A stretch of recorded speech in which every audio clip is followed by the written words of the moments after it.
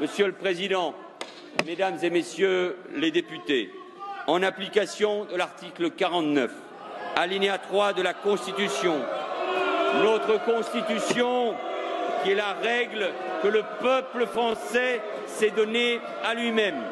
Le lendemain du jour où vous m'élisez, je prends les dispositions pour convoquer une assemblée constituante pour changer la règle du jeu politique en ce pays. Moins de 4% des membres de l'Assemblée nationale ont entre 25 et 40 ans. Dans la population française, cette tranche d'âge représente près de 19%, 4,5 fois plus. A l'inverse, 32% des députés ont entre 60 et 70 ans, là où cette génération représente à peine 11% des Français, presque 3 fois moins. On convoque une assemblée constituante. C'est-à-dire que le peuple français est appelé à se reconstituer politiquement en définissant quelles sont les règles d'organisation de la vie politique de ce pays. Aujourd'hui en France, 82% des parlementaires sont cadres versus 13% de la population.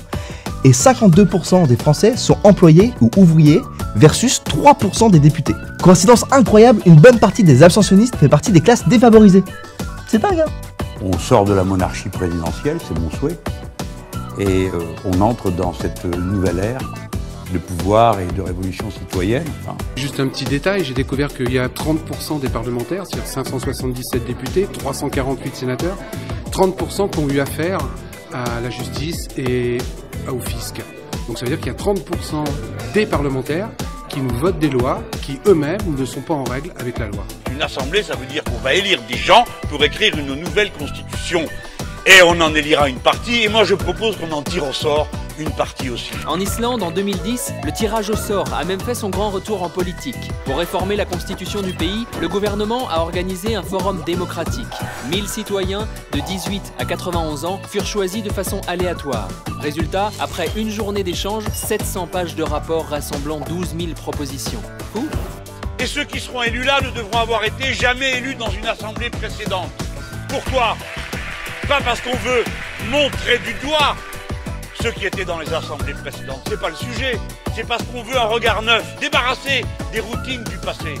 En œuvrant avant tout à préserver leur situation en remportant de nouveaux mandats, les politiciens se coupent de plus en plus de la société civile.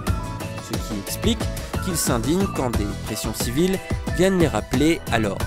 Voilà, si je suis élu, il y aura la possibilité de virer le président de la République. Oui, en cours de route. Ça s'appelle le référendum révocatoire. Alors vous dites, voilà, il faut 2 millions de signatures de citoyens. Alors, attention, on ne se cache pas. Oui. On met son nom, on met le numéro qu'on a de sa carte d'électeur. Et quand il y en a 2 millions, on fait un référendum pour dire il reste ou il part. Et si les gens décident qu'il part, il part. Je dément catégoriquement les allégations contenues sur le site Mediapart. Je n'ai pas, monsieur le député, je n'ai jamais eu de compte à l'étranger, ni maintenant, ni avant.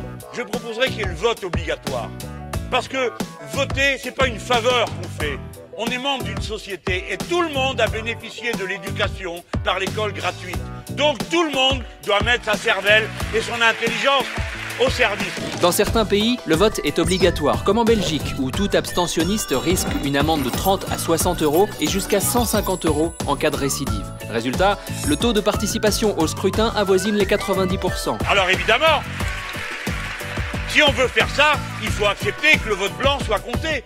Parce qu'il y a des citoyens qui ont le droit de dire qu'ils ne veulent pas. Mais pour que ce soit vraiment fair-play, il faudrait prendre en compte les votes blancs. Comme au Pérou, où quand les bulletins non valides représentent plus de 66% des votes, l'élection est annulée. Ou en Colombie, où une majorité de bulletins blancs remettent les compteurs à zéro. Ce que je viens de vous raconter, je l'ai vu déjà se faire dans des pays qui avaient bien moins de moyens que nous.